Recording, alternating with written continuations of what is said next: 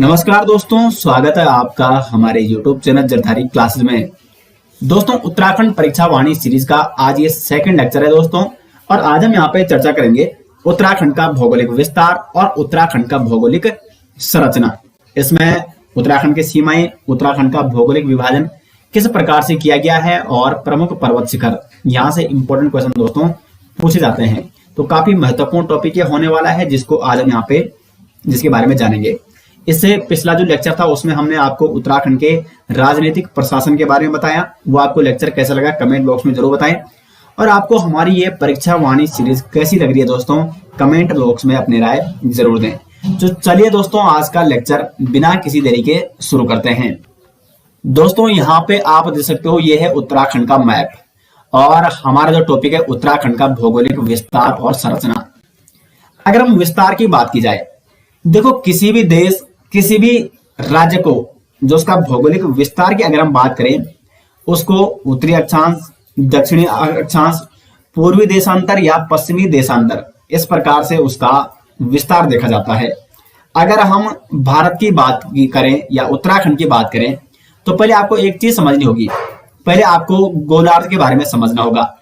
देखो, ये एक पृथ्वी है, ये इस प्रकार से पृथ्वी है। पृथ्वी में एक काल्पनिक रेखा खींची गई है। ये आपकी क्या है, जिसको कहते हैं भूमध्य रेखा। भूमध्य यानी जो भू के मध्य से गुजर रही है। अब इस भूमध्य रेखा के उत्तर में देखो, ये आपका पूर्व है, ये आपका पश्चिम है, ये आपका दोस्तों उत्तर है और ये आपका दक्षिण है। तो ये जो भूमध्य रेखा है ये वाली, इसके उत्तर में यानी यहां इस और कुछ काल्पनिक रेखाएं खींची गई है और इसे कहा गया उत्तरी गोलार्ध। यानी भूमध्य रेखा के जो उत्तर में ये वाला गोला है, भूमि एक क्या है, गोला है, तो भूमध्य रेखा के उत्तर में जो गोला है उसे कहा गया है उत्तरी गोलार्ध, और जो दक्षिण में गोला है इसे कहा गया है दक्षिणी गोलार्ध। अब उत्तराखंड कहाँ है, तो उत्तराखंड इधर है, क्योंकि भारत, देखो भारत स्वयं क्या है, उत्तरी गोलार्ध में है और उत्तराखंड यहाँ पे है। तो उत्तराखंड स्वयं कौन से गोलार्ध में हो गया, उत्तरी गोलार्ध में हो गया है। तो इसलिए हम कहते हैं जो उत्तराखंड का भौगोलिक विस्तार है, उत्तरी अक्षांश कितना है, वो है 28 डिग्री 43 मिनट से लेकर 31 डिग्री 27 मिनट तक। और अगर हम बात करें देशांतर रेखाएं, तो ये है, देखो ये आपकी आ जाएंगी देशांतर रेखाएं। तो अगर जो पूर्व की ओर खींची जाती है तो उन्हें कहा जाता है पूर्वी देशांतर रेखाएं। तो देखो उत्तराखंड किस ओर आ रहा है, उत्तराखंड यहाँ है यानी उत्तर की ओर है और पूर्वी की ओर है।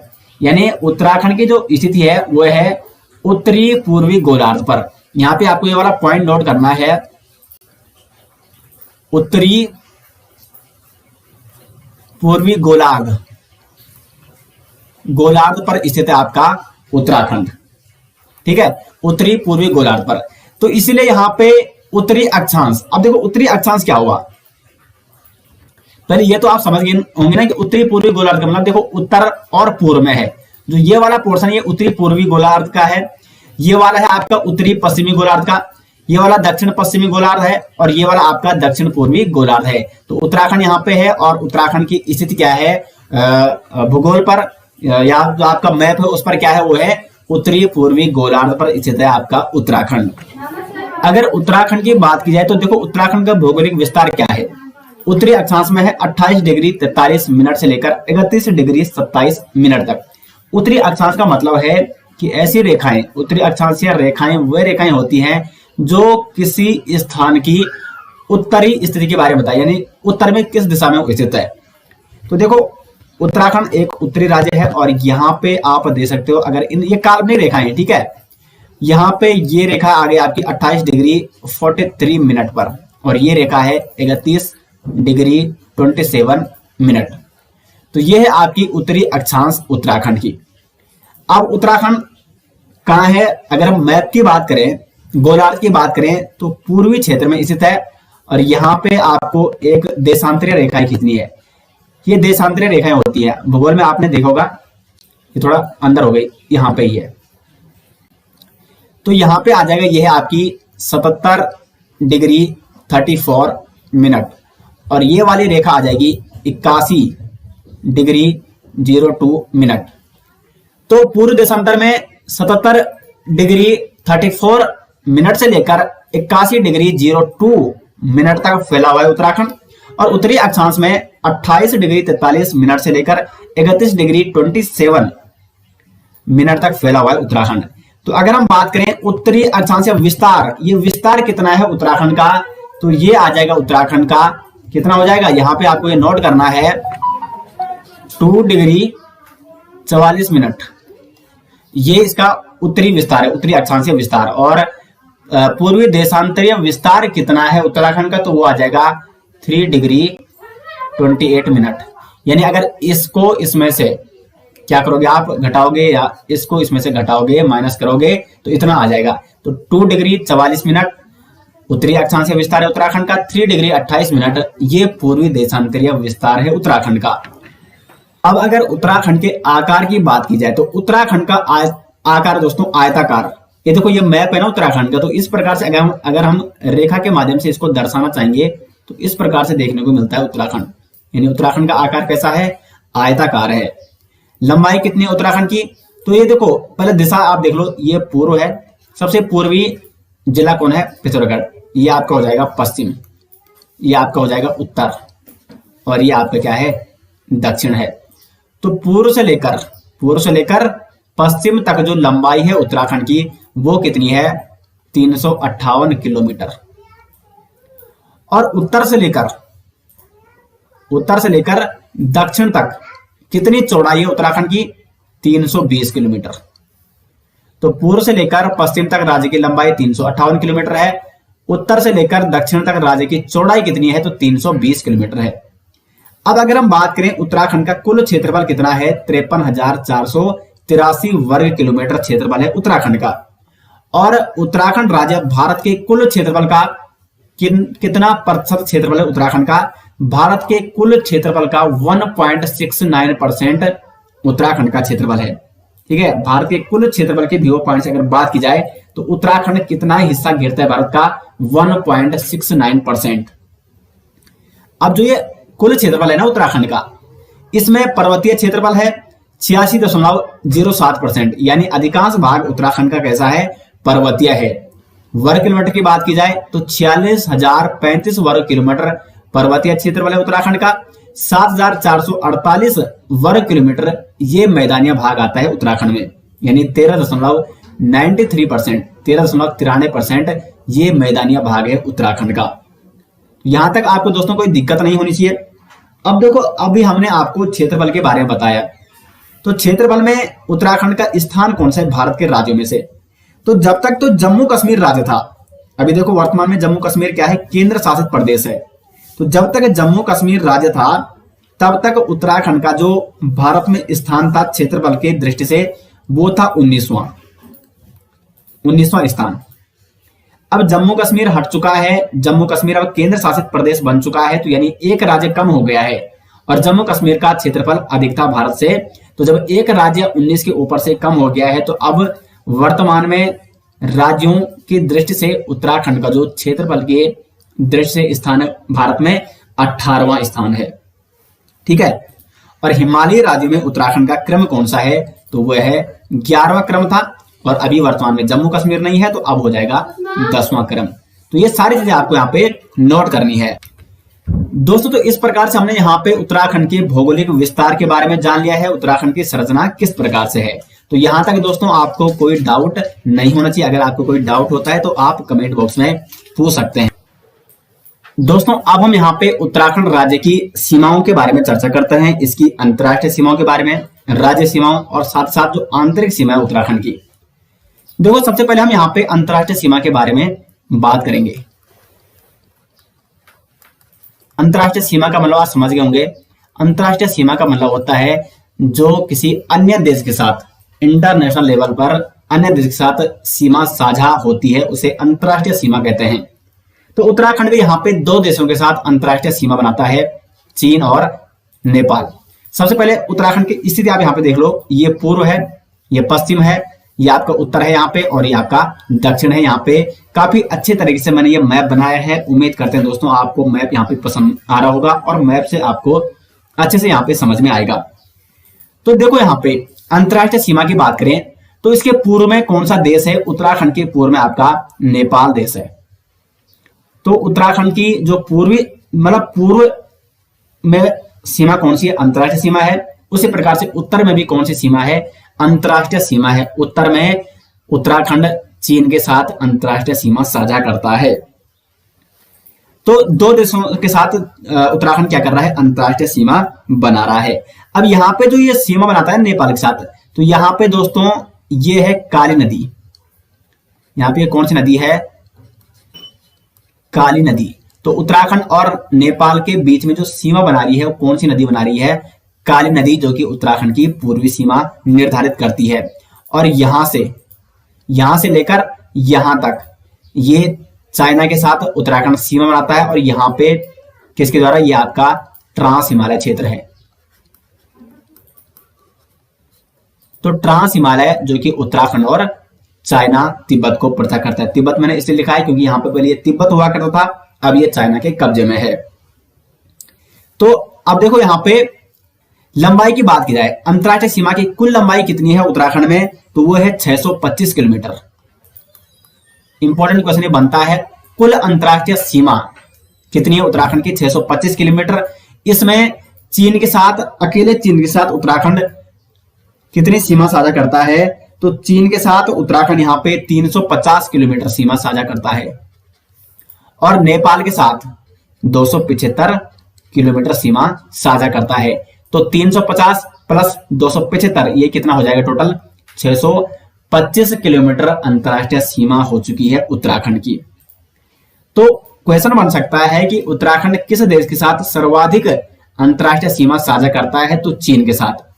अब देखो चीन के साथ उत्तराखंड के 3 जनपद सीमा साझा करते हैं, उत्तरकाशी, चमोली, यहाँ पे आप देख रहे होंगे ये उत्तरकाशी चाइना के साथ सीमा बना रहा है, चमोली और पिथौरागढ़। ये 3 जनपद ऐसे हैं जो चीन के साथ सीमा साझा करते हैं। और उसी प्रकार से पिथौरागढ़ हो गया, चंपावत और उधम सिंह नगर, ये 3 जनपद ऐसे हैं जो नेपाल के साथ सीमा साझा करते हैं।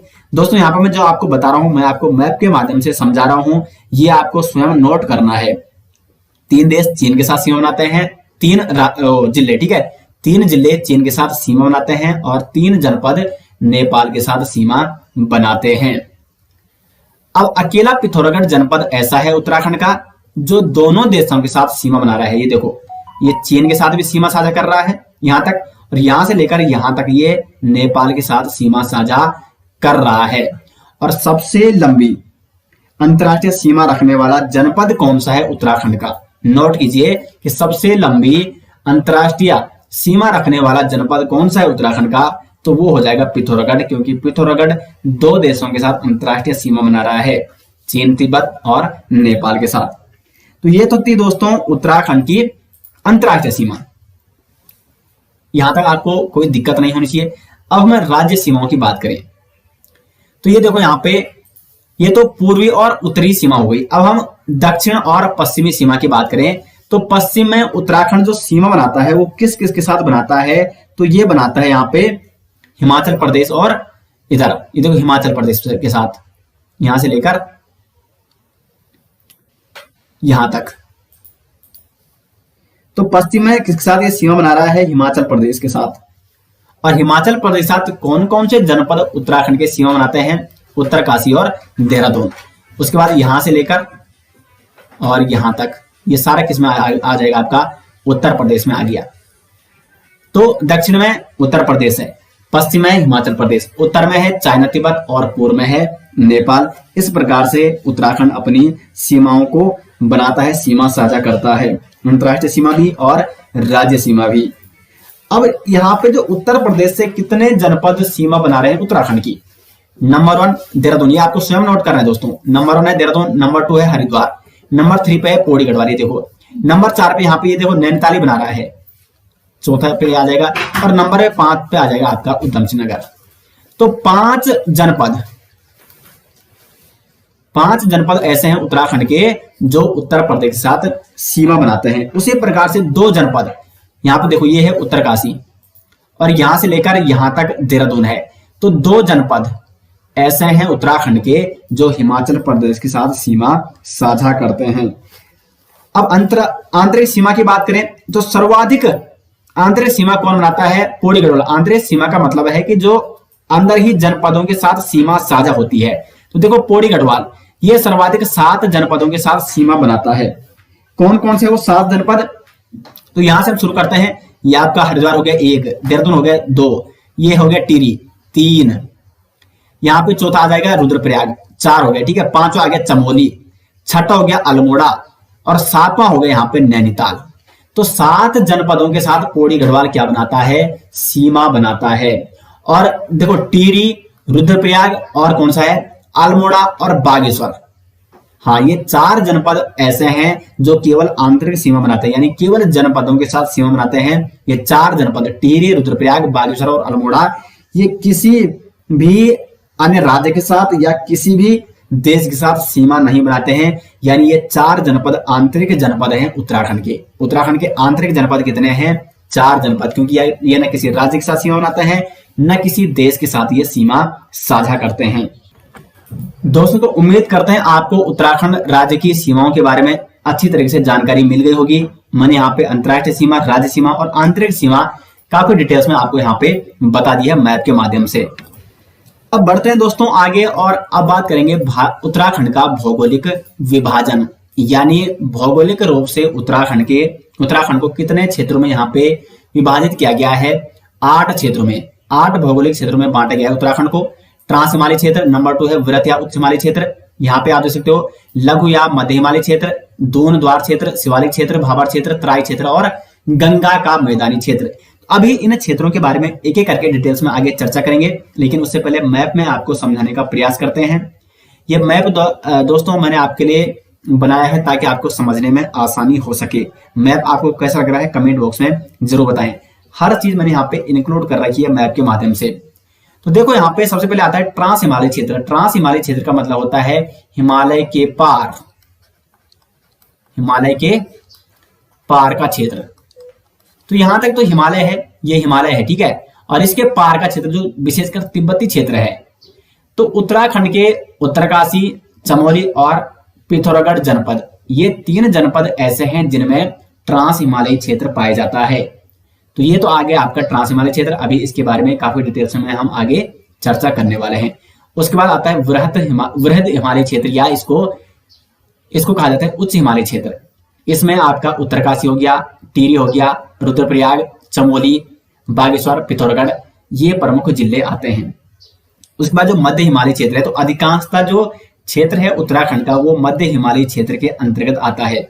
देखो जो ये वृहद हिमालय क्षेत्र है ना, ट्रांस हिमालय क्षेत्र में अधिकांश दर्रे पाए जाते हैं। दर्रे, जितने में आपके दर्रे होते हैं ना, दर्रे यानी मतलब ऐसी घाटियां होती हैं ऐसी, तो ये आपका दर्रा है। यहां से आप देखो हिमालय को पार करने के लिए क्या चाहिए आपको, घाटी चाहिए ना, तभी तो आप हिमालय को पार कर पाओगे। हिमालय में तो आप चढ़ नहीं पाओगे, ऐसा तो नहीं होगी आप चोटी पे चढ़ गए फिर आप तराई में उतरोगे नीचे, इतना लंबा रास्ता कौन तय करेगा। तो इसलिए यहाँ पे दर्रे हैं। तो अधिकांशतः दर्रे कौन से क्षेत्र में पाए जाते हैं, ट्रांस हिमालयी क्षेत्र में। उसके बाद वृहद हिमालय क्षेत्र में यहाँ पे तो दोस्तों ऊंची ऊंची पर्वत चोटियां हैं। ऊंची ऊंची पर्वत चोटियां इसलिए हैं क्योंकि मुख्य जो हिमालय का भाग है वो यही भाग है। तो सर्वाधिक ऊंचाई पर स्थित जो चोटियां हैं, जैसे नंदा देवी चोटी है 7,817 मीटर, 7,817 मीटर। ये चोटी भी कहा है आपकी वृहद हिमालयी क्षेत्र में ही आती है। तो इसलिए इस हिमालय क्षेत्र में एक तो ये बर्फ से ढका हुआ रहता है और अधिकांशतः ऊंची ऊंची पर्वत चोटियां इसी में पाई जाती हैं। उसके बाद उत्तराखंड का अधिकांश क्षेत्र ये मध्य हिमालय क्षेत्र के अंतर्गत आता है। प्रमुख पर्यटक स्थल और प्रमुख मंदिर यहाँ पे, कुछ प्रमुख चोटियां भी यहाँ पे देखने को मिलती है, जैसे चंद्रबदनी, आपका सुरकंडा पर्वत, ये सारी चोटियां इसी क्षेत्र में देखने को मिलती हैं। अधिकांश क्षेत्र उत्तराखंड का ये मध्य हिमालय क्षेत्र के अंतर्गत आता है, जो पर्वतीय क्षेत्र है। उसके बाद मध्य हिमालय क्षेत्र के बाद आता है शिवालिक क्षेत्र। तो ये शिवालिक क्षेत्र को हिमालय का पाद भी कहा जाता है। अभी मैं आपको बताऊंगा कि हिमालय का निर्माण किस प्रकार से होता है। दोस्तों सबसे पहले आपको ये समझना होगा कि हिमालय का निर्माण कैसे हुआ है। बाकी सारी चीजें आपको बाद में बताऊंगा एक करके, क्योंकि तभी आपको समझ में आएगा कि उत्तराखंड में भूकंप क्यों आते हैं, भूस्खलन क्यों आते हैं, हिमालय का निर्माण कैसे हुआ है, ये आपको हेडिंग डाल देनी है। देखो दोस्तों पहले हिमालय नहीं था वहां पे। हिमालय क्या है, बिल्कुल एक नवनिर्मित क्षेत्र है। और जो भी नवनिर्मित क्षेत्र होता है, जैसे कोई नया नया मकान होता है ना, तो जब तक उसको काफी साल नहीं होते हैं तो उसको टूटने का डर रहता है। या कोई नया अगर आप दीवार बनाते हो तो नया नया जब तक वो होता है, या आप एक गीली मिट्टी कीजिए और उसको कुछ दिन रखिए, तो जब तक वो नई नहीं होती है तब तक उसका टूटने का डर होता है। तो हिमालय इसी प्रकार से क्या है, एक नवनिर्मित क्षेत्र है। अब कैसे हुआ था हिमालय का निर्माण, तो यहाँ पे यहाँ ऊपर ये हुआ करता है, इसको कहा जाता है अंगारा लैंड, अंगारा लैंड। और यहाँ पे जो प्लेट, यहाँ पे जो प्लेट हुआ करती इन्हें कहा जाता है यूरेशियाई प्लेट, यूरेशियाई यूरेशियाई प्लेट। अंगारा लैंड में कौन सी प्लेटें हैं, यूरेशियाई प्लेट। यहाँ पे नीचे हुआ करता था, यहाँ पे ये गोंडवाना लैंड, ये जो दक्षिणी हिस्सा है भारत का, ठीक है, इसको कहा जाता गोंडवाना।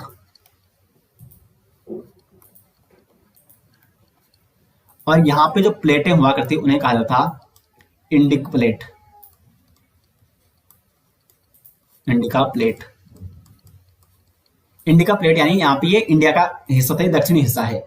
और यहाँ पे जो बीच में था, यहाँ पे था टिथिस सागर, टिथिस नामक सागर,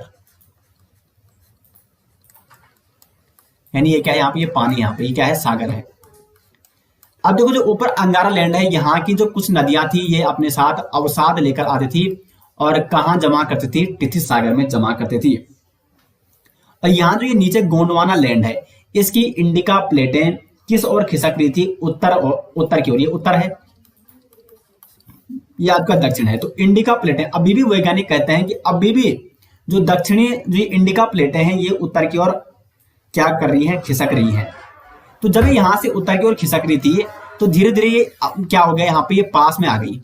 और जब ये पास में आ गई है तो यहाँ का जो मलबा था टिथिस सागर में, जो अंगारा लैंड की नदियों द्वारा मलबा अवसाद लाया गया था, तो जब यहाँ पे देखो ये है और ये है, ये क्षेत्र जो ये वाला क्षेत्र ये बिल्कुल ऊपर आ जाएगा ना यहाँ पे, तो ये क्षेत्र बिल्कुल समीप में आ जाएंगे। अब यहाँ पे जो अवसाद है वो एकदम से क्या हो गया, ऊपर उठ गया, ऐसा ऊपर उठ गया ऐसा। तो इसी अवसाद के कारण दोस्तों किसका निर्माण हुआ है, हिमालय का निर्माण हुआ है। कई वर्षों पहले इसका निर्माण हुआ है, लेकिन भूगोल में ये मायने नहीं रखता, क्योंकि अभी भी ये क्या है, नवनिर्मित क्षेत्र इसको इसलिए कहा जाता है क्योंकि अभी ये बिल्कुल स्ट्रॉन्ग नहीं हुआ है हिमालय। तो हिमालय, अब देखो यहाँ पे क्या है, नवनिर्मित क्षेत्र है। और गोंडवाना जो लैंड था, इसकी जो इंडिका प्लेटें हैं लगातार, मतलब अभी भी वर्तमान में ये प्लेटें क्या हो रही हैं, हिमालय के नीचे की जो प्लेटें हैं ये ऊपर की ओर यानी उत्तर की ओर क्या हो रही हैं, लगातार जा रही हैं, उत्तर की ओर खिसक रही हैं। तो अभी भी एक तो सबसे पहला कारण जो भूकंप का है उत्तराखंड में, वो यही एक तो हिमालय क्षेत्र में आता है। और हिमालयी क्षेत्र बिल्कुल नवनिर्मित क्षेत्र है, और नवनिर्मित क्षेत्र में अगर हल्की सी प्लेट इधर उधर हो गई है तो वहां पे बड़ा भूस्खलन देखने को मिलता है। नंबर 2, ये जो प्लेटें हैं ये उत्तर की ओर अभी क्या हो रही है, खिसक रही है।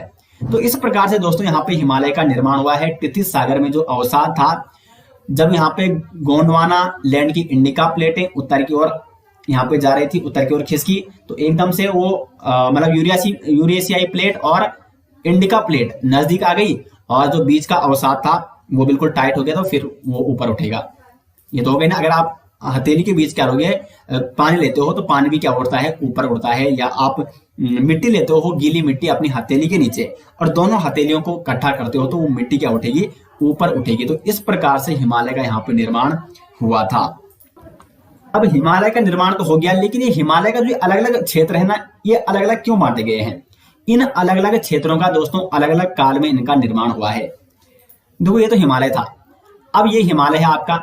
अब जो ये जो ट्रांस हिमालय ना, यहाँ से जो कुछ नदियां तो रही होंगी, क्योंकि यहाँ पे तो लगातार क्या है, बर्फ गिरती रहती है। जो वृहद माने वृहद हिमालय क्षेत्र, वृहद ये हिमालय क्षेत्र है यहाँ पे। अब यहाँ की जो कुछ नदियां थी, इन्होंने लगातार क्या किया, अपने साथ कण अवसाद यहाँ पे इकट्ठा करते रहे नीचे। ये पहले मैदानी क्षेत्र हुआ करता था। ये देखो वृहद हिमालय क्षेत्र या मुख्य हिमालय क्षेत्र इसको इसलिए कहा जाता है।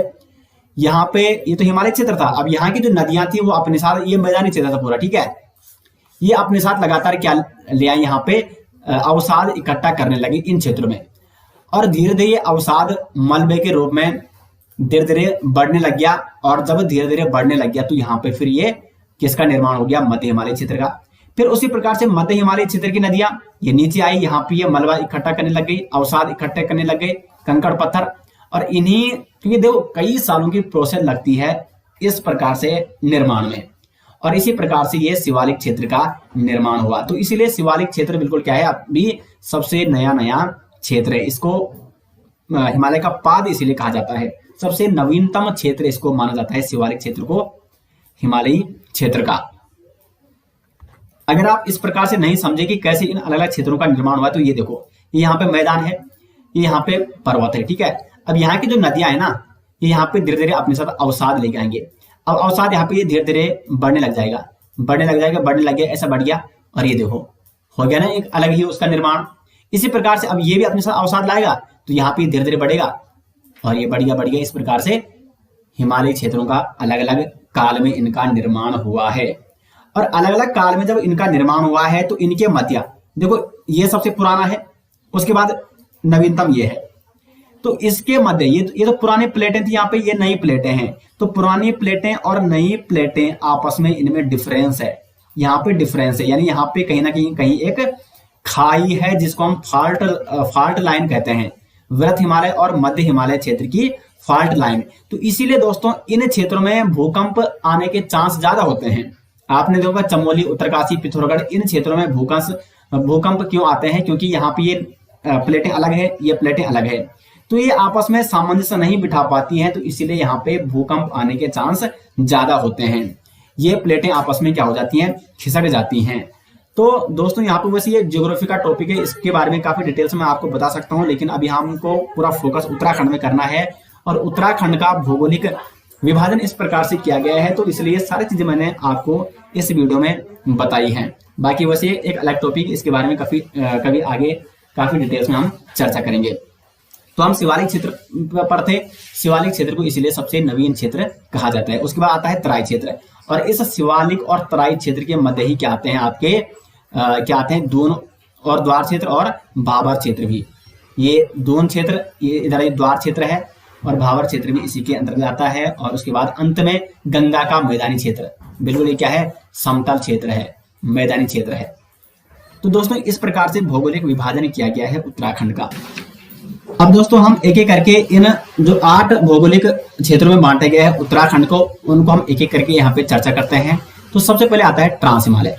ट्रांस का मतलब होता है के पार, यानी हिमालय के पार का क्षेत्र। ये हिमालय है और इसके पार का जो क्षेत्र है, ये आपका ट्रांस हिमालय कहलाता है। इसकी चौड़ाई कितनी है, तो 20 से 30 किलोमीटर मैंने आपको मैप में बताया था। ऊपर मैंने ऐसी रेखा खींची थी, यहाँ पे कुछ उत्तरकाशी का हिस्सा था, कुछ चमोली का हिस्सा और कुछ पिथौरागढ़ का हिस्सा। तो ये सारा इधर का क्षेत्र क्या कहलाता है, ट्रांस हिमालय कहलाता है। औसतन ऊंचाई इसकी 2500 से लेकर 3500 मीटर है, और इसमें मुख्यतः 3 जिले आते हैं। ट्रांस हिमालय में कौन कौन जिले आते हैं मैंने मैप में भी आपको बताया था, उत्तरकाशी, चमोली और पिथौरागढ़, ठीक है। तो ये 3 जनपद दोस्तों ट्रांस हिमालय में आते हैं। अब देखो ये इंपॉर्टेंट है, यहाँ पे ट्रांस हिमालयन और महान हिमालय के बीच फॉल्ट लाइन, इसको क्या कहते हैं, इंडो सांको भ्रंश। ये है ना, यहाँ पे ये ट्रांस हिमालय है और ये वृहत हिमालय है, तो इनके बीच ये फॉल्ट लाइन है। क्योंकि मैंने आपको कहा है कि इन क्षेत्रों का निर्माण, देखो ये जो हिमालय के पार का क्षेत्र, ये तो बहुत पहले से ही बना था, और ये हिमालय नवनिर्मित है। तो यहाँ पे ये अलग क्षेत्र, ये अलग क्षेत्र है, तो इसके बीच एक फॉल्ट लाइन है, और इसे कहा जाता है इंडो सांको भ्रंश। तो क्वेश्चन इस प्रकार से बनता है कि ट्रांस हिमालय और वृहत हिमालयी क्षेत्र के बीच कौन सी लाइन पाई जाती है, कौन सी रेखा इनको विभाजित करती है, तो वो है इंडो सांको भ्रंश। तो इंडो सांको भ्रंश ये फॉल्ट लाइन किस किस के बीच है, ट्रांस हिमालय और महान हिमालय के बीच में। प्रत्येक हिमालय, जैसे ट्रांस हिमालय हो गया, फिर महान हिमालय और मध्य हिमालय के बीच में एक फॉल्ट लाइन है। मध्य हिमालय और शिवालिक श्रेणी के बीच भी एक क्या है, फॉल्ट लाइन है। तो हम यहाँ पे ट्रांस हिमालय के बारे में बात कर रहे हैं। तो ट्रांस हिमालय में जो पर्वत श्रेणियां हैं उनको कहते हैं जैंगसर श्रेणी। जैंगसर श्रेणी, ये क्वेश्चन बनता है, जैंगसर श्रेणी किस हिमालयी क्षेत्र में आती है, तो वो आती है ट्रांस हिमालयी क्षेत्र में। और ट्रांस हिमालय में अधिकांशतः दर्रे भी पाए जाते हैं, क्योंकि अगर हिमालय से किसी को पार जाना है तो दर्रों से गुजरना होगा, तो अधिकांशतः दर्रे भी इसी क्षेत्र में पाए जाते हैं। दर्रे पे हम स्पेशल वीडियो अलग से अभी आगे चर्चा करेंगे। उसके बाद दूसरा जो क्षेत्र है दोस्तों यहाँ पे वो है वृहद या उच्च हिमालय क्षेत्र, जिसको मुख्य हिमालय क्षेत्र के नाम से भी जाना जाता है। ये हिमालय क्षेत्र है। यहाँ पे इसकी चौड़ाई 15 से 30 किलोमीटर है और औसतन ऊंचाई 4500 से 7817 मीटर। यानी हिमालय का सबसे ऊंचा भाग कौन सा है?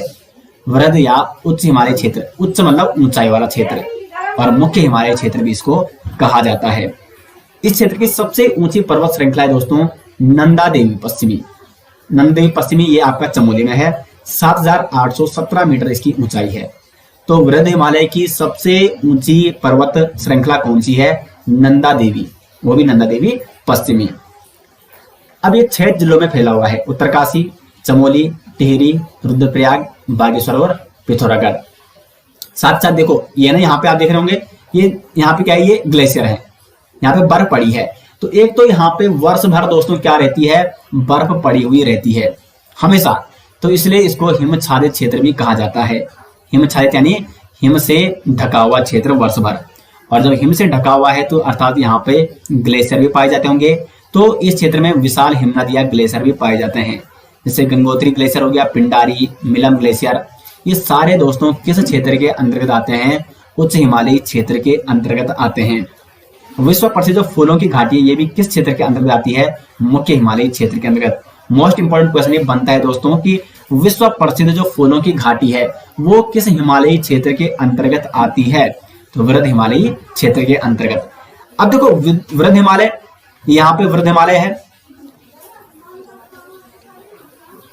और ये है यहाँ पे आपका, इसके नीचे कौन सा है? हिमालय है लघु। तो इनके बीच एक फॉल्ट लाइन मैंने आपको मैप में वो बता रखी है। तो उसे उस लाइन का नाम क्या है? मेन सेंट्रल थ्रस्ट यानी एमसीपी, मुख्य केंद्रीय भ्रंश। आप इसको इस प्रकार से भी नोट कर सकते हैं। देखो मुख्य हिमालय तो दो ही है, एक तो उच्च हिमालय क्षेत्र है और एक लघु हिमालय क्षेत्र है, यानी हिमालय के जो सबसे महत्वपूर्ण भाग है। तो इन क्षेत्रों के मध्य कौन सी फॉल्ट लाइन आती है? कौन से फॉल्ट लाइन इन क्षेत्रों को अलग करती है? तो वो है मेन सेंट्रल थ्रस्ट यानी एमसीपी, मुख्य केंद्रीय भ्रंश। और उच्च हिमालयी क्षेत्र की महत्वपूर्ण जनजाति कौन सी है? तो वो है आपकी भोटिया जनजाति। ये भोटिया लोग यहाँ पे निवास करते हैं ग्रीष्मकालीन के दौरान, क्योंकि ठंड में तो यहाँ पे बर्फ पड़ी रहती है, तो ठंडा तो यहाँ पे बहुत होगा। तो ग्रीष्म काल के दौरान इस क्षेत्र में दोस्तों ये गेहूं, जौ और मक्का की खेती करते हैं भोटिया। तो ऐसी कौन सी जनजाति है जो सर्वाधिक संख्या में उच्च हिमालय क्षेत्र में वास करती है? तो वो है आपकी भोटिया जनजाति। उसके बाद यहाँ पे जो नेक्स्ट भौगोलिक क्षेत्र है वो है लघु या मध्य हिमालय क्षेत्र। अब इस क्षेत्र को कहा जाता है हिमांचल या हिम का अंचल, क्योंकि देखो अधिकांश तक बर्फ तो उच्च हिमालय क्षेत्र में होती है, तो उसके नीचे का जो हिमालय है वहां पे हल्की हल्की बर्फ देखने को मिलती है। तो हिम से हल्की हल्की जो चोटियां ढकी रहती हैं, इसलिए इसको कहा जाता है हिम का आंचल। तो हिमांचल या हिम का आंचल किसे कहा जाता है? मध्य हिमालय क्षेत्र को कहा जाता है। अब इस क्षेत्र में सर्वाधिक जनपद आते हैं। देहरादून हो गया, उत्तरकाशी, पौड़ी, टिहरी, रुद्रप्रयाग, चमोली, नैनीताल, अल्मोड़ा, चंपावत। मुख्यतः ये 9 जनपद इस क्षेत्र में आते हैं। लेकिन कहीं ना कहीं दोस्तों कुछ हिस्सा पिथौरागढ़ का भी, कुछ हिस्सा आपका हो जाएगा बागेश्वर का भी, ये क्षेत्र भी इसमें आते हैं। लेकिन मुख्यतः इसमें विशेषता ये 9 जनपद जिनका अधिकांश क्षेत्र इस लघु या मध्य हिमालय क्षेत्र में आता है। अब ये आगे मैं इसी वीडियो में आपको उच्च हिमालय क्षेत्र और मध्य हिमालय क्षेत्र की प्रमुख पर्वत श्रेणियों के बारे में बताऊंगा, क्योंकि वहां से मोस्ट इंपोर्टेंट क्वेश्चन कई बार एग्जाम में पूछे जाते हैं। चौड़ाई कितनी है? 70 से 100 किलोमीटर और औसतन ऊंचाई है 1200 से 4500 मीटर। अब देखो यहाँ पे लघु हिमालय और शिवालिक क्षेत्र, ये आपका लघु हिमालय है और ये फॉल्ट लाइन है, फिर ये आपका यहाँ पे शिवालिक क्षेत्र शुरू हो जाएगा। मैंने आपको बता रखा है कि दोनों क्या है, यहाँ पे अलग अलग काल में दोनों का निर्माण हुआ है। तो यहाँ पे एक फॉल्ट लाइन तो होगी, जैसे एक आपने माना देखो आपने 2 मिट्टियों को आपको आपस में जोड़ना है। एक आपने 3 दिन पहले की मिट्टी इकट्ठा करनी है, उसको गीला करके सुखा देना है 3 दिन पहले की, और एक आपको आज मिट्टी गीली करनी है, उसको सुखा देना है। अब दोनों को जोड़ेंगे तो दोनों क्या जुड़ेंगे? एकदम से नहीं जुड़ पाएंगे। लेकिन यहाँ पे दबाव बहुत ज्यादा है ना हिमालय का, तो इसलिए जुड़े हुए हैं आपस में। लेकिन कहीं ना कहीं यहाँ पे क्या है, ये फॉल्ट पड़ रहा है, ये क्या है मतलब स्ट्रॉन्ग नहीं है। यहाँ पे एक दोनों के बीच कहीं ना कहीं एक दरार है, तो इसलिए भूकंप यहाँ पे उत्तराखंड में इसीलिए देखने को मिलता है। यहाँ पे क्या है, ये नवनिर्मित हिमालय है, यहाँ पे फॉल्ट लाइनें देखने को मिलती है हिमालयी क्षेत्रों में। तो लघु हिमालय और शिवालिक क्षेत्र को अलग करने वाली जो ये फॉल्ट लाइन है इसे कहते हैं मेन बाउंड्री थ्रस्ट यानी मुख्य सीमा भ्रंश, MBT, मेन बाउंड्री थ्रस्ट यानी मुख्य सीमा भ्रंश। ये आपको नोट करना है। देखो ये तो मैंने सारा लिखा हुआ है, तो आप स्वयं नोट कर सकते हैं। अब इस क्षेत्र में ये मुख्य क्षेत्र है, तो इसमें तांबा हो गया, ग्रेफाइट, जिप्सम, मैग्नेसाइट, ये आदि खनिज भी इसी क्षेत्र में पाए जाते हैं। साथ ही साथ सरयू नदी, रामगंगा हो गई, लधिया नदी, नयार नदी, ये भी इसी क्षेत्र में आती है। उत्तराखंड का पामीर, महत्वपूर्ण क्वेश्चन बनता है दोस्तों। उत्तराखंड का जो पामीर है दूधातोली, वो किस हिमालय क्षेत्र के अंतर्गत आता है? तो वो भी आपका लघु या मध्य हिमालय क्षेत्र के अंतर्गत आता है। साथ ही साथ इस क्षेत्र के दक्षिण में, ठीक है, इधर दक्षिण में अनेक ताल देखने को मिलते हैं, नौकुचिया ताल, सात ताल, भीम ताल, खुरपा ताल, पूना ताल, ये सारे ताल जो कि लघु हिमालय क्षेत्र के अंतर्गत आते हैं, लघु हिमालय क्षेत्र के दक्षिण में आते हैं। उसके बाद यहाँ पे धान, ज्वार, मक्का, गेहूं आदि की खेती अच्छी होती है, क्योंकि यहाँ पे लगातार नदियां बहती रहती हैं। और 45 से 60% भाग दोस्तों वन आच्छादित है इस क्षेत्र का। अब देखो जो उच्च हिमालय क्षेत्र था ना, उसका जो ऊपरी क्षेत्र है, मैं आपको पीछे ले जाता हूं थोड़ा। ये देखो यहाँ पे, ये है ना जो उच्च हिमालय क्षेत्र, तो यहाँ का जो ऊपर का हिस्सा है ये बिल्कुल क्या है, यहाँ पे वनस्पति रहित है, यहाँ पे वनस्पति है ही नहीं, क्योंकि देखो लगातार ये बर्फ से ढका हुआ है। अब जहां पे लगातार बर्फ हमेशा ढकी रहती है, क्या वहां पे वनस्पति हो सकती है? नहीं हो सकती है। तो जो ऊपर का हिस्सा होता है वृत्त या उच्च हिमालय क्षेत्र का, वहां पे बिल्कुल वनस्पति का अभाव पाया जाता है। उसके बाद जो ये क्षेत्र यहाँ पे बुग्याल पाए जाते हैं, और फिर नीचे के क्षेत्रों में वनस्पति पाई जाती है। यहाँ पे बुग्याल और यहाँ पे वनस्पति। लेकिन जो ये लघु या मध्य हिमालय क्षेत्र है, यहाँ पे लगातार 45 से 60% जो भाग है वो वन आच्छादित है, यानी यहाँ पे वन पाए जाते हैं। और किस प्रकार से के वन पाए जाते हैं? शीतोष्ण कटिबंधीय प्रकार के कोणधारी सघन वन, जिसमें चीड़ हो गया, फर, देवदार, साल और ये सारे वृक्ष इसमें प्रमुखता पाए जाते हैं। अब मैंने आपको जैसे अभी बताया था यहाँ पे ये कि जो उत्तराखंड का पामीर है वो किस में आता है? लघु हिमालयी क्षेत्र के अंतर्गत आता है। तो ये है यहाँ पे उत्तराखंड का पामीर। यहाँ से मोस्ट इंपोर्टेंट क्वेश्चन बनते हैं। तो जो उत्तराखंड का पामीर है लघु हिमालय क्षेत्र के अंतर्गत आता है, और ये 3 जिलों में स्थित है। चमोली में भी फैला हुआ है, पौड़ी में भी फैला हुआ है, और अल्मोड़ा में भी फैला हुआ है उत्तराखंड का पामीर दूधातोली। ठीक है, यहाँ पे लिखा ही नहीं मैंने शायद, दूधातोली इसका नाम, ठीक है। दूधातोली जो पर्वत श्रेणी है ये किस क्षेत्र के अंतर्गत आती है? लघु हिमालय क्षेत्र के अंतर्गत। इसको उत्तराखंड का पामीर कहा जाता है। अब देखो दूधातोली से 5 नदियों का उद्गम होता है। मोस्ट इंपोर्टेंट नदियां हैं, ये आपको याद करनी है। पश्चिमी रामगंगा, पश्चिमी नयार, पूर्वी नयार, आटागाड़ और वूनो, ये 5 नदियां हैं दोस्तों जो इस दूधातोली श्रेणी से जिनका उद्गम होता है। और इसी श्रृंखला में आपका कोदिया बगड़ नामक स्थान है, जहां पे वीर चंद्र सिंह गढ़वाली की समाधि स्थिति है। ठीक है, वीर चंद्र सिंह की समाधि कहाँ है? यहाँ पे कोदिया बगड़ नामक स्थान पर, गैरसैंण में। और जो गैरसैंण चमोली है वो भी इसी क्षेत्र के अंतर्गत आता है, दूधातोली में। तो उत्तराखंड के पामीर से संबंध ये कुछ प्रमुख क्वेश्चन थे, और यहाँ से मोस्ट इंपोर्टेंट क्वेश्चन दोस्तों कई बार एग्जाम में पूछे जाते हैं। तो ये सारे आपको यहाँ पे क्या करने हैं? नोट करने हैं। अब हम आगे बढ़ते हैं। ये देखो प्रमुख पर्वत शिखर यहाँ पे मैंने अलग से दिए गए हैं, ये इसका आप स्क्रीनशॉट भी ले सकते हैं।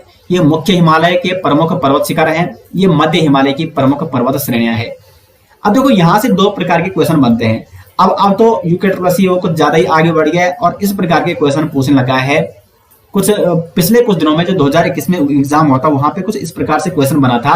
वहां पे लगभग 4 या 5 पर्वत श्रेणियां, पर्वत शिखर दिए गए थे मुख्य हिमालय के, और बताया गया था कि इनको ऊंचाई के आधार पर क्या कीजिए, क्रम में लगाइए। अब देखो यार इतने सारे आपको ये नोट करने होंगे, ठीक है। और अब देखो आपको जो यहाँ पे याद हो सकते हैं उनको आप जरूर नोट कीजिए, क्योंकि यूके तो वो तो काफी डीप क्वेश्चन अब बनने लग गया है। तो इसलिए मैंने यहाँ पे सारे दोस्तों आपको बताए हैं इनके ऊंचाई के आधार पर। तो मुख्य हिमालय क्षेत्र के अंतर्गत जो प्रमुख पर्वत शिखर आते हैं, ये आपके आते हैं, देखो ये चमोली जिले में, ये सारे चमोली जिले में आते हैं।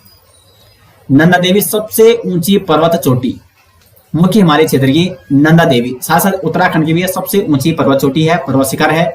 ऊंचाई है 7,817 मीटर, ये मीटर में है। उसके बाद आता है कामेट 7,756 मीटर। उसके बाद है माणा है 7,272। ये देखो, ये नंदा देवी कौन सा पश्चिमी है, और नंदा देवी पूर्वी की जो ऊंचाई है वो कितनी है 7434। ये पूर्वी ये कहाँ है, चमोली और पिथौरागढ़ के मध्य स्थित है, और ये जो पश्चिमी ये केवल चमोली में ही स्थित है। क्योंकि देखो नंदा देवी काफी ये लंबी क्या है पर्वत श्रृंखला है, तो कुछ हिस्सा इसका चमोली में है, कुछ हिस्सा इसका पिथौरागढ़ में फैला हुआ है। तो दोस्तों इसका आप स्क्रीनशॉट यहाँ पे ले सकते हैं, क्योंकि प्रत्येक का नाम मैं बोलूंगा तो टाइम बहुत ज्यादा हो जाएगा। अब ये कुछ देखो उत्तरकाशी में। और दूसरा क्वेश्चन किस प्रकार से बनता है, दूसरा बनता है कि बताइए निम्न में से कौन सी पर्वत श्रृंखला उत्तरकाशी जनपद में है या कौन सी पर्वत श्रृंखला चमोली जनपद में है। ये विशेषकर यहाँ से क्वेश्चन बनते हैं। ये मध्य हिमालय की प्रमुख पर्वत श्रेणियां है। द्रोणगिरी ये चमोली में है, सुरकंडा ये आपकी टिहरी में है, चंद्रबदनी यहाँ पे चंद्रकोट पर्वत है टिहरी में है, रानीखेत ये अल्मोड़ा में है, लाल टिपा मसूरी में है, देववन देहरादून में है, दुधतोली ये चमोली पौड़ी और अल्मोड़ा में है। तो ये मध्य हिमालय की प्रमुख पर्वत श्रेणियां हैं, और इधर ये सारी उच्च हिमालय या मुख्य हिमालय की प्रमुख पर्वत श्रेणियां हैं। तो दोस्तों इनको आपको नोट करना है, आप इनका स्क्रीनशॉट भी यहाँ पे ले सकते हैं। अब बढ़ते हैं आगे दून द्वार क्षेत्र। अब देखो जो दून द्वार क्षेत्र है, यहाँ पे दून द्वार क्षेत्र का मतलब आप समझते होंगे, जो पश्चिम है वो तो दून कहलाता है, और इसका जो उत्तरी पूर्वी क्षेत्र उसको कहा जाता है द्वार। इसकी चौड़ाई लगभग 24 से लेकर 32 किलोमीटर है, और ऊंचाई है 350 से लेकर 750 मीटर। पश्चिमी भाग इसका दून कहलाता है, और सबसे बड़ा दून का जो सबसे बड़ा क्षेत्र है वो स्वयं कहाँ है, देहरादून। देहरादून पश्चिमी भाग है, पश्चिम में सबसे पश्चिमी जनपद भी तो देहरादून ही है ना उत्तराखंड का। तो पश्चिमी भाग दून है और पूर्वी भाग कहलाता है द्वार। अब देखो इस क्षेत्र में देहरादून हो गया, कोठारी चौखम ये पौड़ी में आता है, कोटा नैनीताल में आता है। तो राज्य के ये प्रमुख क्षेत्र इस दून द्वार क्षेत्र में आते हैं। इस क्षेत्र की सबसे बड़ी विशेषता यह है कि यहाँ पे सर्वाधिक मानव जन घनत्व पाया जाता है। देखो इसको आपको नोट मतलब याद कैसे करना है कि सर्वाधिक मानव जन घनत्व कहाँ पाया जाता है। देखो सीधी सी बात, आप अगर अपने दिमाग में सोचेंगे, देहरादून ऐसा जनपद है जहाँ पे बहुत ज्यादा भीड़ होती है, क्योंकि वहां स्वयं राजधानी है। तो देहरादून से दून, तो दून ऐसा क्षेत्र है उत्तराखंड का, अगर हम उत्तराखंड का भौगोलिक विभाजन की बात करें तो दून ऐसा क्षेत्र है जहां पे दून द्वार क्षेत्र जहां पे सर्वाधिक मानव जनघनत्व पाया जाता है। ठीक है, और इस क्षेत्र में देखो 75 किलोमीटर लंबा और 24 से 32 किलोमीटर चौड़ा देहरादून सबसे प्रसिद्ध क्षेत्र है इस दून द्वार क्षेत्र का। तो यहां से ज्यादा और अन्य क्वेश्चन बनते नहीं है, इतने ही क्वेश्चन यहां से पूछे जाते हैं। अब आगे बढ़ते हैं दोस्तों शिवालिक क्षेत्र। तो शिवालिक क्षेत्र को यहाँ पे इसको बाह्य हिमालय और हिमालय का पाद भी कहा जाता है, क्योंकि इस शिवालिक क्षेत्र का निर्माण सबसे अंत में हुआ है। क्योंकि देखो शिवालिक क्षेत्र के ऊपर अगर हम हिमालय क्षेत्रों की बात करें, शिवालिक क्षेत्र के ऊपर है, यह है शिवालिक, यहाँ पे है मध्य हिमालय क्षेत्र और ये है उच्च हिमालय क्षेत्र। तो ये उच्च हिमालय क्षेत्र ये थे, इस प्रकार था ये खड़ा। अब यहाँ पे देखो, यहाँ पे तो वर्ष भर हिमच्छादित रहता है, बर्फ पड़ी रहती है, ग्लेशियर होता है। अब ग्लेशियर से नदियां निकलती हैं, और ये नदियां यहाँ पे, ये पहले पूरा समतल था, ठीक है। इन नदियों ने यहाँ पे क्या लाए, अपने साथ कंकड़ पत्थर और अवसाद ला गए, और जब अवसाद ला गए तो यहाँ पे ये धीरे धीरे भरने लगे ये क्षेत्र। और जब ये क्षेत्र भरने लग गया है तो यहाँ पे धीरे धीरे ये मलबा इकट्ठा होने लग गया, और अंत में इतना ज्यादा, देखो कई सालों लग जाते इसमें, करोड़ों साल लग जाते इसमें इस प्रोसेस को होने में। और ये जो अवसाद हो गए इतने ज्यादा भर गए यहाँ पे कि ये सीधे एक स्वयं एक क्या बन गया, चट्टान बन गया, एक पर्वत बन गया। तो इस प्रकार से मध्य हिमालय क्षेत्र का निर्माण हुआ। अब देखो उच्च हिमालय से नदियां तो आ रही है, यहाँ पे नदी घाटियों से यहाँ से आ रही है, और यहाँ पे फिर ये मलबा कहाँ इकट्ठा कर रही है, इस शिवालिक क्षेत्र में, शिवालिक क्षेत्र में। और फिर शिवालिक क्षेत्र में धीरे धीरे ये भी यहाँ पे हिमालय का निर्माण हो गया। तो इसलिए सबसे नवीनतम क्षेत्र है हिमालय का शिवालिक क्षेत्र, और ये आपका सीधे तराई क्षेत्र होता है नीचे, और ये यहाँ पे सीधे समतल है, गंगा का मैदानी क्षेत्र। अब देखो तराई क्षेत्र क्यों है, यहाँ पे बिल्कुल अभी क्या है, तेजी से नदियां बहती हैं, और धीरे धीरे ये मैदानी क्षेत्र में क्या करने लगी है, अवसाद इकट्ठे करने लगी है। करोड़ों साल बाद में ये हो सकता है कि यहाँ पे भी एक नवीनतम हिमालय का निर्माण हो जाए। ठीक है, तो ये तो प्रोसेस है यहाँ पे, इस प्रकार से इन क्षेत्रों का अलग अलग काल में यहाँ पे निर्माण हुआ है। और इसीलिए शिवालिक को क्या कहा जाता है, हिमालय का सबसे नवीनतम भाग या हिमालय का पाद कहा जाता है। चौड़ाई इसकी 10 से 50 किलोमीटर और ऊंचाई है 700 से लेकर 1200 मीटर। अब देखो शिवालिक क्षेत्र और भाबर क्षेत्र को अलग करने वाली फॉल्ट लाइन कौन सी है? HFF यानी हिमालयन फ्रंट गार्ड, हिमालयन अग्र सीमा, यानी हिमालय के बाद, हिमालय के आगे भी जो सीमा है उसे कहते हैं हिमालयन फ्रंट गार्ड। और ये शिवालिक क्षेत्र और भाबर क्षेत्र, क्योंकि शिवालिक क्षेत्र यहाँ पे है, ये शिवालिक है, और इसके नीचे आ जाएगा आपका ये भाबर क्षेत्र। मैंने मैप में सारा ये डिस्क्राइब कर रखा है। अब देखो सबसे नवीन भाग होने के कारण, शिवालिक क्षेत्र है जो सबसे नवीन भाग होने के कारण यहाँ पे क्या होते हैं? जीवाश्म मिलते हैं। जीवाश्म का मतलब आप समझते हैं, जीवाश्म मतलब जीवों के अंश जो किसी चट्टानों के नीचे दबे हैं। तो देखो शिवालिक क्षेत्र अभी नवीनतम है, तो कुल मिला के कुछ सालों पहले जो जीव मरे होंगे ये इस क्षेत्र के नीचे दबे होंगे, क्योंकि जब ऊपर से देखो ये शिवालिक क्षेत्र था, पहले मैंने बताया कि ये समतल था, यहाँ से अवसाद आए और यहाँ पे जो कुछ जीव थे वो इसके नीचे दब गए और यहाँ पे ये शिवालिक क्षेत्र का निर्माण हो रखा है। तो अगर इसकी खुदाई की जाए तो यहाँ पे बहुत सारे जीवाश्म देखने को मिलते हैं, क्योंकि ये सबसे नवीन भाग है। औसत वार्षिक वर्षा यहाँ पे 200 से लेकर 250 सेंटीमीटर होती है और इसके अंतर्गत 7 प्रमुख जिले आते हैं। देखो दक्षिणी देहरादून, दक्षिण उत्तर हरिद्वार, दक्षिण टेरी, मध्यवर्ती पौड़ी, दक्षिण अल्मोड़ा, मध्यवर्ती नैनीताल और दक्षिण चंपावत। तो वैसे ये क्वेश्चन, ये इस प्रकार से क्वेश्चन नहीं बनता है, ये सारे क्वेश्चन यहाँ से बन सकते हैं, यहाँ तक ये भी नहीं बन सकता है।